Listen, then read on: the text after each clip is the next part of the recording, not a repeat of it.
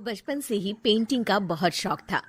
वो हमेशा से ही पेंटर बनना चाहती थी, पर उसके माँ और पिताजी ने उसको कभी भी इस चीज के लिए सपोर्ट नहीं किया और उसकी शादी नीरव से हो गई। नीरव रजनी को बहुत प्यार करता था, पर रजनी हमेशा चुपचाप ही रहती। वो इस शादी से खुश नहीं थी। वो ये शादी नहीं करना चाहती थी। उसे तो हमेशा से पेंटर जो बनना था।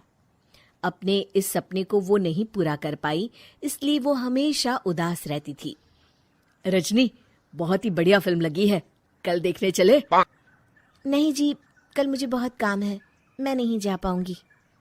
अच्छा तो कोई बात नहीं, संडे को चलते हैं। देखिए, मुझे फिल्म देखना पसंद नहीं है, आपको जाना है तो चले जाइए। नीरव को मना करके रजनी वहां से चली जाती है और अपने बैग को खोलकर उसमें बंद पड़े ब्रश और कलर्स को देखकर रोने लगती है। रजनी, चलो ना कहीं बाहर खाने चलते हैं, कुछ तुम्हारी पसंद का। जी, मुझे नहीं जाना, मेरी तबीयत ठीक नहीं है। रजनी वहां से चली जाती है। नीरव को समझ नहीं आता कि रजनी उससे इतना दूर क्यों रहती है। वो जब भी उसके साथ वक्त बिताना चाहता है, रजनी कोई ना कोई बहाना बना देती है। एक दिन घर पर कोई नहीं था। रजनी घर का सारा काम जल्दी से खत्म कर लेती है। घर पर अकेले होने के कारण वो सोचती है कि वो आज पेंटिंग करेगी। वो अपने कमरे में जाकर पेंट ब्रशेस और कलर्स निकालकर जैसे ही कलर मिक्स कर रही होती है कि दरवाजे पर बेल बज जाती है। अब कौन आ गया इस वक्त? इतनी मुश्किल से तो मुझे पेंट करने का मौका मिला है। रजनी दरवाजा खोलती है तो उसकी सास अपनी सहेलियों के साथ खड़ी होती है और सब घर के अंदर आ जाते हैं। अरे बहू, सबको शरबत बनाकर पिला दे, बाहर तो बड़ी गर्मी है। उफ। जी। रजनी पेंट ना कर पाने से उदास हो जाती है। उसे गुस्सा भी आ रहा होता है कि उसने इस शादी के लिए हाँ क्यों कह दी। वो रसोई में जा रही होती है कि उसकी सास उसे रोकती है। बहू, सबके खाने का भी इंतजाम कर लेना, आज का लंच तो ये सब यहीं करेगी। हाँ। रजनी बिना कुछ कहे रसोई में चली जाती है। सबके लिए खाना बनाती है। सब खाना खाते हैं और रजनी घड़ी देखती है कि ये सब कब जाएंगे ताकि वो अपनी पेंटिंग कर सके। जब शाम होती है तब सब चले जाते हैं अपने घर। अरे बहू, सब तेरे खाने की तो बहुत तारीफ कर रहे थे, सबको बहुत अच्छा लगा खाना। आपको मुझे सुबह बताना चाहिए था ना कि आपकी सहेलियां आ रही हैं। पता भी है कितना वक्त लगा सारा खाना बनाने में। अरे बहू, तू ऐसे कैसे बात कर रही है मुझसे? तो और कैसे बात करूं? मैं इस घर की कोई नौकरानी नहीं हूं कि इतना काम करूंगी। रजनी अपने कमरे में जाकर दरवाजा बंद कर लेती है।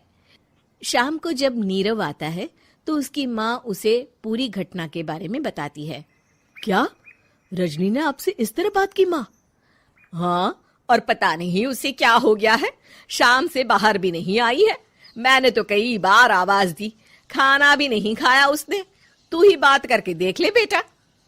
नीरव अपने कमरे का दरवाजा खटखटाता है। रजनी, दरवाजा खोलो, मैं हूं। रजनी दरवाजा खोलती है और फिर वापस जाकर अपने बिस्तर पर लेट जाती है। रजनी, माँ से बात करने का ये क्या तरीका है? मैंने कोई गलत बात नहीं की है। अरे तुम क्यों ऐसे बर्ताव कर रही हो सबके साथ? क्या तुम इस शादी से खुश नहीं हो? रजनी कुछ नहीं बोलती। अरे बताओ मुझे रजनी, क्या ये शादी तुम्हारी मर्जी के खिलाफ हुई है? हाँ, मैं ये शादी कभी नहीं करना चाहती थी। तुमसे क्या, मैं किसी से भी शादी नहीं करना चाहती थी। रजनी रोने लगती है। चुप हो जाओ रजनी, बताओ मुझे, तुम क्यों नहीं करना चाहती थी शादी? रजनी बेड के नीचे से अपने पेंटिंग्स, कलर्स, ब्रश, पेपर्स निकालती है।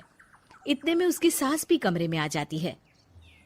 ये देख रहे हो, ये थे मेरे सपने। मैं पेंटर बनना चाहती थी, पर माँ पापा ने कभी सपोर्ट नहीं किया और मेरी शादी करवा दी। मेरे सारे सपने टूट गए। हर वक्त बस गुस्सा आता रहता है मुझे। मैं जानती हूँ कि आप लोगों की इसमें कोई गलती नहीं है, पर मैं क्या करूं, मुझे समझ में नहीं आता।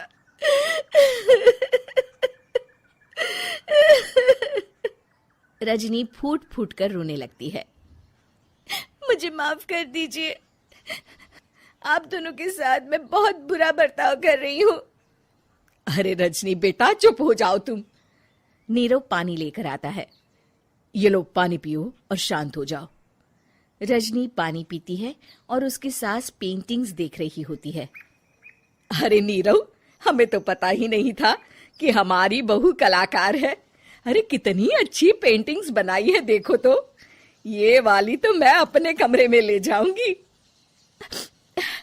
आपको ये पेंटिंग्स अच्छी लगी?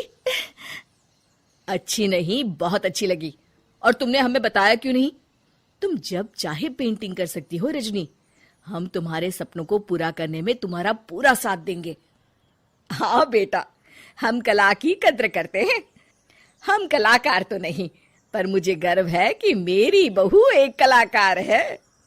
रजनी, नीरव और सास तीनों हंस पड़ते हैं।